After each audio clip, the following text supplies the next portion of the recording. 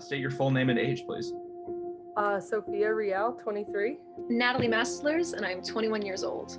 My name is Weiler Harmon. I am 24 years old. I am Sophia Slates, and I'm 22 years old. My name is Chester Allen Beck, and I'm 23 years of age.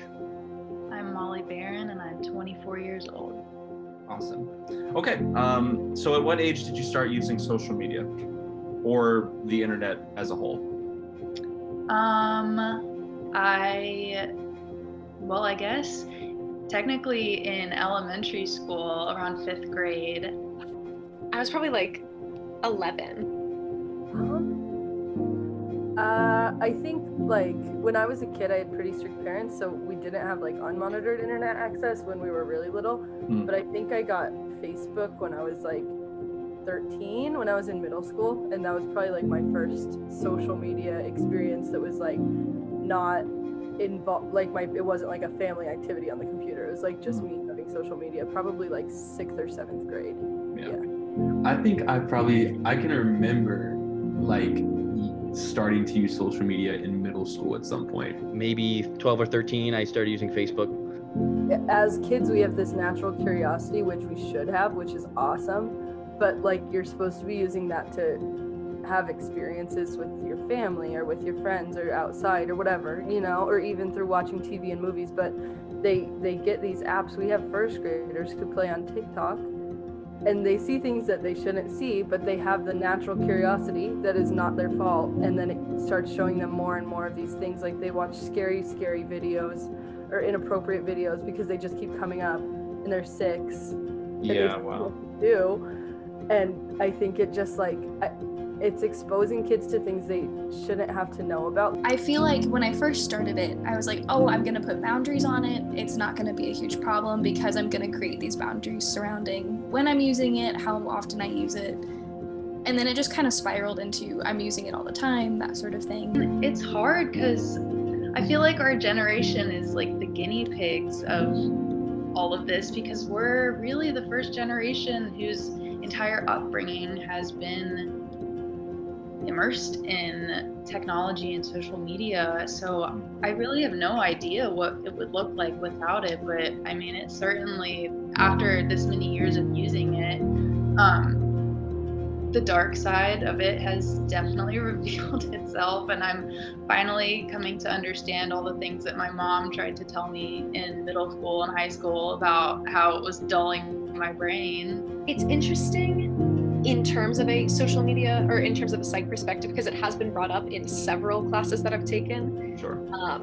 Including like very notably in like a child development class.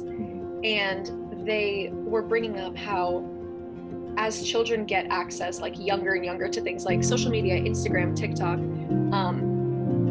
they are exposed to other people and they're exposed to standards in a way that was impossible before.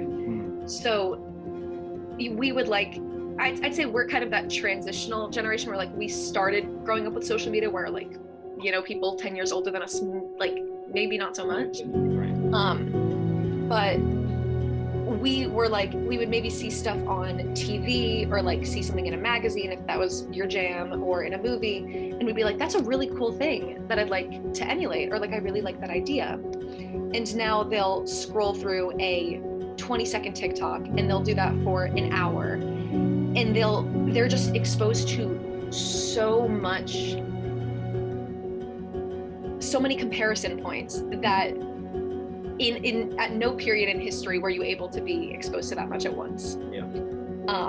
And so it's causing, I mean, I'm sure everyone's heard that like eating disorders are up, you know, the plastic surgery, body dysmorphia generally is just kind of, there's an uptick because you're seeing what's possible and you're seeing what you think is somebody's, you know, true image, but is really their very, very carefully curated image. So yeah, I'd say it makes people a lot more self-conscious and a lot less happy. But then getting to college, it was this huge battle for me because I was like, do I even want to be on social media at this point? I've seen how negatively it's affected so many people around me, But then I feel this push of like, you're in music school, like you need to be on social media, you need to be pushing yourself out there, you need to have a big following, because if you don't, you're worth nothing. It's not how good is your music, it's how does it fit into the algorithm. Totally. So I think that it is probably pretty unhealthy, right? Because the second that you're telling an artist what to do is putting boundaries and constraints on their creativity, right?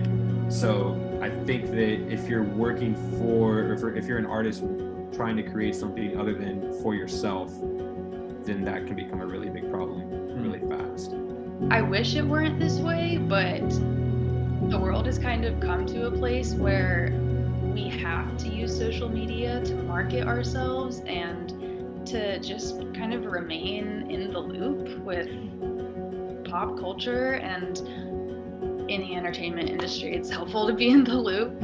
Where it's like hard to even be that authentic on social media when it's begging you to do a trend instead, you know? There's no way to be your full self online. And then that's definitely morphed into it did morph into, I want to make sure that when people are looking at me, I'm presenting something that's worth looking at. And I feel like part of that, it's driven me away from posting anything musically, which is also so strange because it's what I love doing. It's a huge part of who I am. But then I also feel like I don't even have the mental capacity to write anything anymore.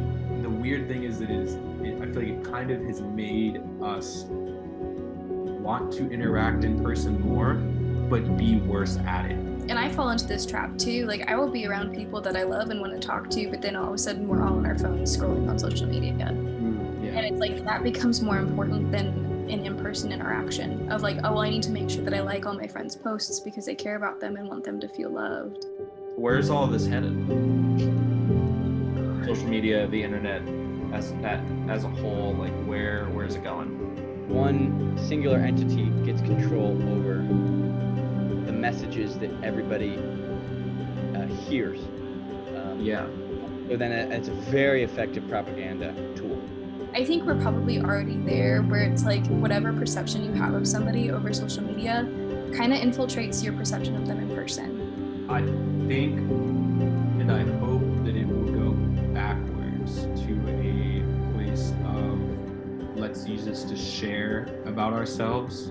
I mean, the usage of social media isn't going down at all. And I mean, I don't know. God, it's hard to think about because, like I said, I was hoping that maybe this would just disappear before I have to have kids and navigate them through this hell that we've created. But I mean, it kind of seems impossible now. Like, it's our economy, it's